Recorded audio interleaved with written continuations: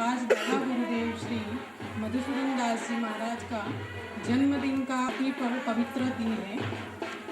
आज के दिन गुरुदेव का ब्रह्मनाद का प्रोग्राम का आयोजन किया गया है और आज के प्रोग्राम में उपस्थित केशुभाई पटेल साहेब श्रीનું हार्दिक स्वागत करूँ छूँ અને જે भी संत श्री महंत श्री पधारे हुए हैं यहाँ पर वो सबको साष्टांग दंडवत प्रणाम कर रही हूँ और जो भी साधक भाई बहन यहाँ पर पधारे हैं वो सबका अपने आश्रम में हार्दिक स्वागत कर रही हूँ।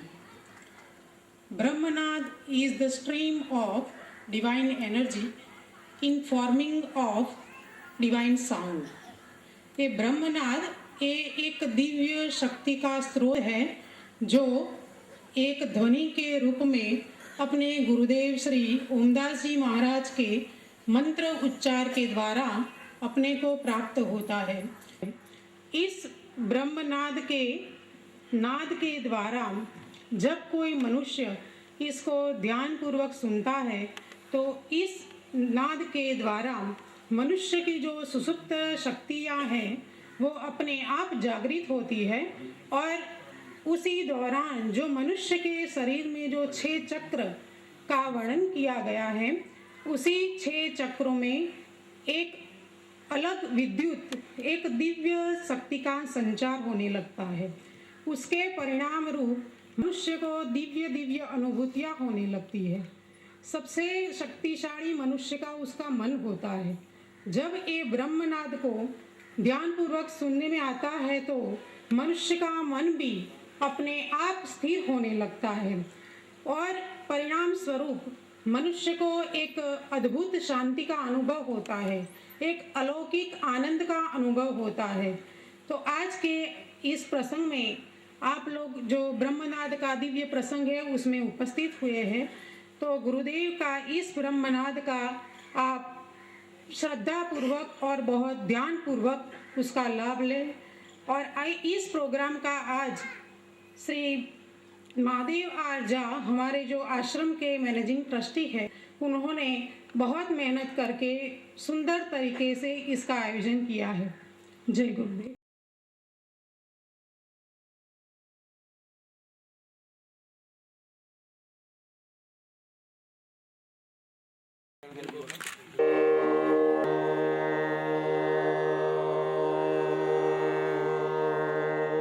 Recording data of Elizabeth Mayer, and as we can see here clearly, this is a full frequency spectra of what was going on in her brain. This is just one channel right here, but it allows us to see with this screen all the frequencies. We can clearly see this line, line which is brighter than everything else is alpha, and during the session alpha actually went up by quite a bit.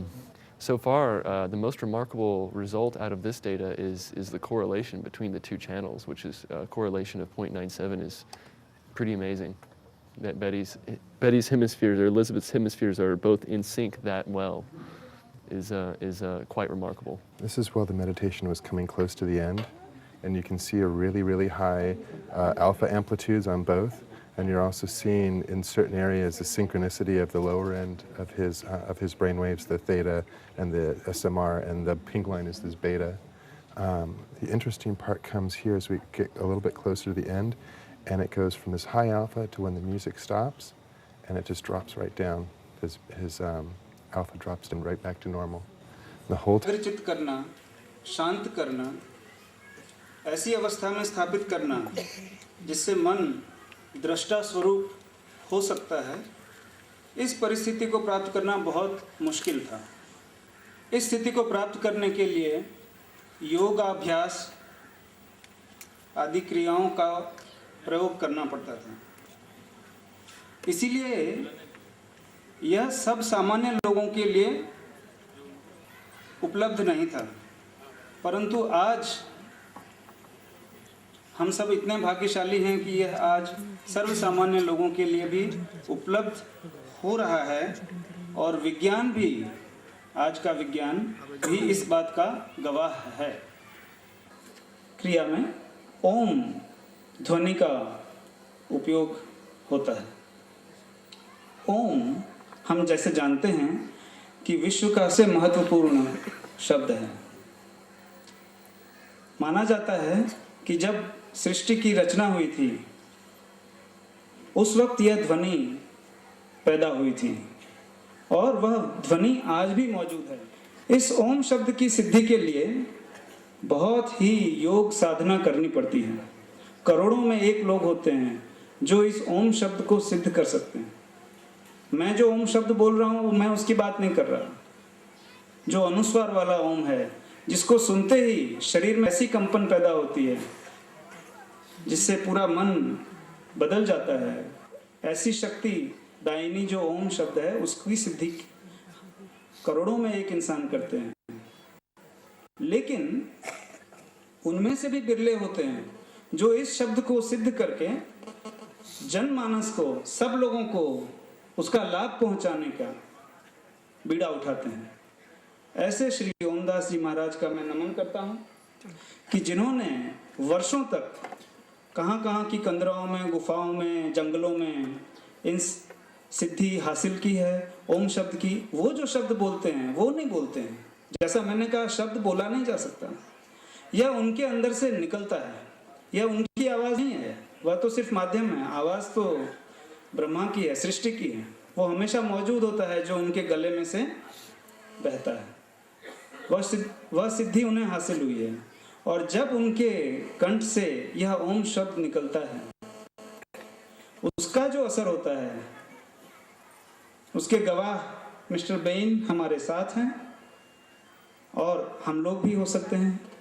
और मुझे इस बात की खुशी है कि आज हमारे बीच में ऐसे महान संत हैं जिन्होंने इस ओम शब्द की सिद्धि प्राप्त करके वैज्ञानिकों को भी बताया और लोगों के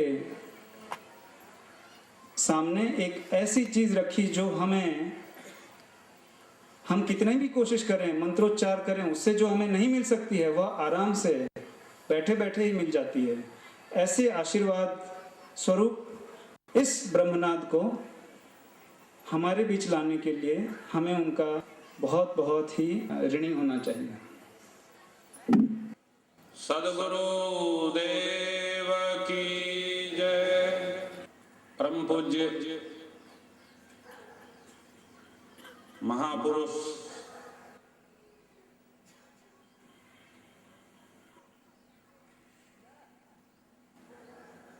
गुरुवर्य लोग,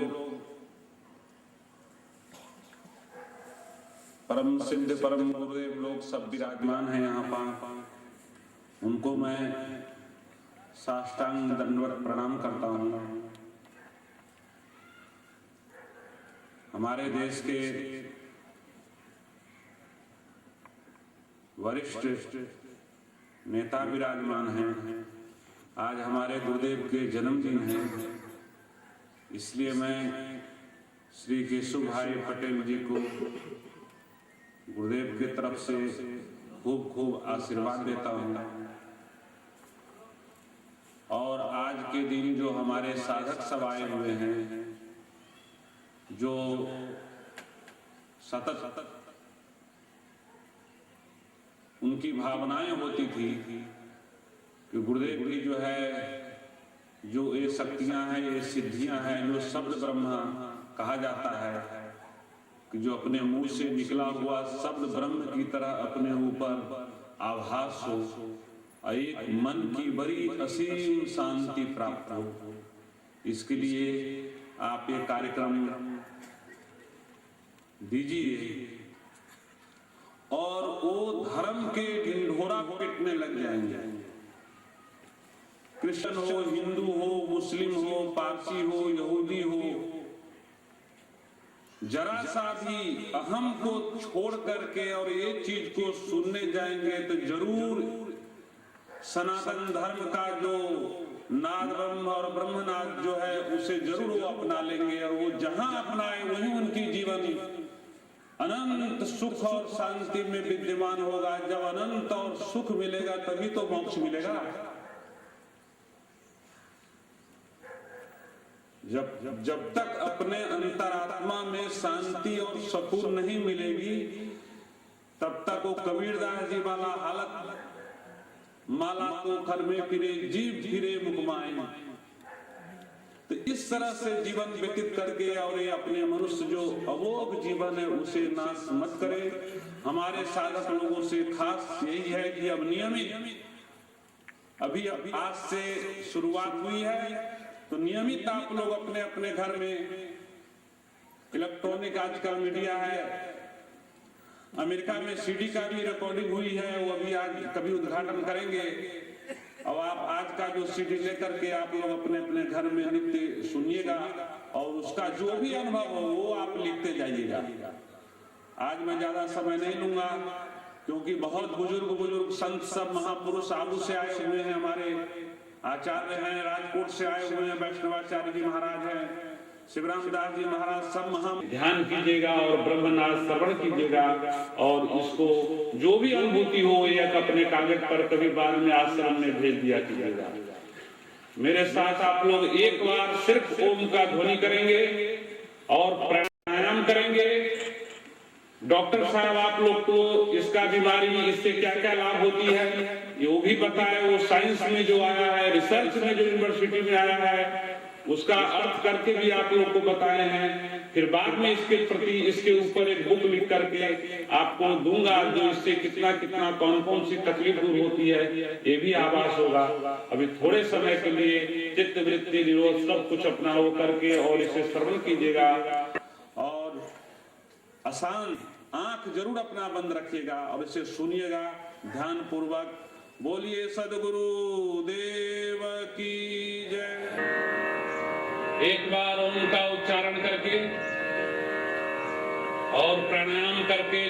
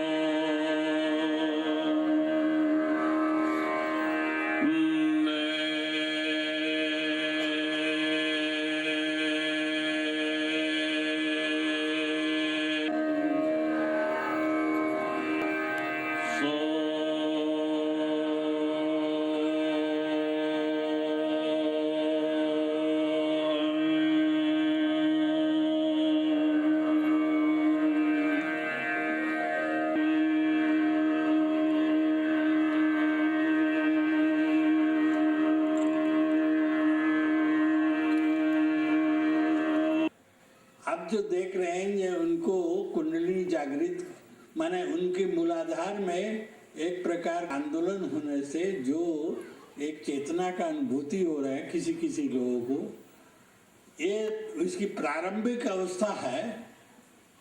पतंजलि महाराज जी ने योग का बहुत विस्तार से वर्णन किया। सबसे पहले आज साइंस भी ये मानते हैं एक महान आवाज उठा, बिग बैंग का जो थ्योरी है ये हमारा योग से संबंधित है। वही नाद ब्रह्म है, वही नाद जो है, नाद से उत्पन्न जो है, सृष्टि के पूर्व में एक आवाज आया, करके आवाज आया, तो वो जो आवाज आई करके आवाज आया, तो ये फिर ओम करके आवाज, ये जो आवाज है ये सबसे पहले उत्पन्न हो। वो आवाज से ही सारा शब्दों का उत्पत्ति हुआ। तो उसके उन्होंने कहा जो मूलाधार में जो आवाज, मूलाधार से जो उठता है, मूलाधार से जो शब्द जो है होता है, कुंडलिनी की जागृति होते हैं। ये तो आप देख रहे हैं, तो इनकी प्रारंभिक अवस्था है। इनके लिए साधना की और भी जरूरत बहुत, इसके बाद बहुत साधना की जरूरत पड़ेगा, क्योंकि ये योग एक शांत चित्त वाला व्यक्ति है। इसके बड़े बड़े महापुरुष जो शक्तिपात करते हैं, शक्तिपात करने के बाद उसको ब्रह्म ज्ञान होना आवश्यक है। जैसे स्वामी विवेकानंद जी को रामकृष्ण परमहंस देव ने शक्तिपात किया था, तो किया था, उसके बाद उसको रियलाइजेशन का ज्ञान हुआ, क्योंकि चित्त शुद्धि, जब तक मनुष्य की चित्त शुद्धि नहीं होगा योग संभव नहीं है। ये स्वामी जी के हमारे जो ओमदास जी महाराज का, उनकी तो वृत्ति मैं तो आज से नहीं, बहुत दिन से, कम से कम 20-25 साल से मैं जानता हूँ। जब प्रारंभिक उनके जागृत हुआ उसी समय से उनको जानता हूँ, उनकी कैसा उनकी चेतना बिखरे हुए रहते थे। हाँ, आप लोग ऐसा योग का साधन करते रहेंगे, और योग तो बहुत बड़ा विषय है, और इस विषय में और मैं क्या इस समय में बोलूं, कभी समय होगा तो मैं फिर वर्णन करूंगा। और जो है इनका जो कार्य सफल रहे, ये मेरा ये हार्दिक इच्छा है। सभी संतों के चरणों में वंदना करते हुए आज का जो प्रोग्राम है, श्री ओमदास जी महाराज ने जो ब्रह्मनाद के द्वारा आप लोगों को एक अनुभूति, दिव्य अनुभूति का आप लोगों ने जो अनुभव किया है, उसको स्मरण करते रहें। हमको तो इस चीज़ का गौरव है कि एक हमारे रामानंद संप्रदाय के जो लोग जिस चीज़ को भूल चुके हैं, जिसके मस्तिष्क से निकल की हुई ये बात, उसको उन्होंने आज भारतवर्ष के अंदर ही नहीं पर विश्व में उस चीज़ की, उस विद्या की, जो पतंजलि योग में जिन्होंने अभी वैष्णवदास जी ने खूब विस्तृत रूप से आप लोगों को बताया, उसका उन्होंने खूब अध्ययन करके और आप लोगों के सामने जो प्रस्तुत किया है। का कार्यक्रम मैंने देखा, आज कार्यक्रम हो रहा है, पूज्य गुरु जी का जन्मदिन है, नाद ब्रह्म का। एक छोटी सी बात जरा स्वामी जी के सामने आपने देखी होगी। ओम हम लोग बोलते, उसकी लंबाई कितनी, कब तक बोलते हैं, श्वास कब तक चलता है। स्वामी जी जब बोलते हैं ना, तो मैंने देखा, मैं भी थोड़ा सा योग प्राणायाम करने वाला आदमी हूँ, लेकिन 3, 4, 5 गुना यानी करीब 1 मिनट तक ओम का ध्वनि अंदर से निकालना, ये हमने देखा। अलग अलग प्रकार के जो ध्वनि अंदर से निकलता है, और जैसे हमारा डॉक्टर साहब ने यहाँ बताया, तरंगे निकलती है, वो तो साइंटिफिक है। तरंगे निकली, हमारे मन पर असर होती है, हमारे मस्तक में वो असर होती है। और क्या होता है वो तो जो उनका अनुभव प्राप्त करता है उसको ही बता सकते हैं। लेकिन स्वामी जी ने जो यहाँ हमको जो दिया है वो हमारा शास्त्रोक्त दिया है। और ये प्रयोग हमको यहाँ बताया गया, मुझे मेरे जीवन में भी ये नई चीज है। मैं स्वामी जी को प्रणाम करता हूँ, आप सब संतों को प्रणाम करता हूँ, और ऐसे कार्यक्रम में मुझे बुलाया गया, इसके लिए मैं बिल्कुल हृदय से आभार प्रदर्शित करता हूँ। The day that Guruji came into my life, it was a major change from then until even now with the fellowship that everybody's here.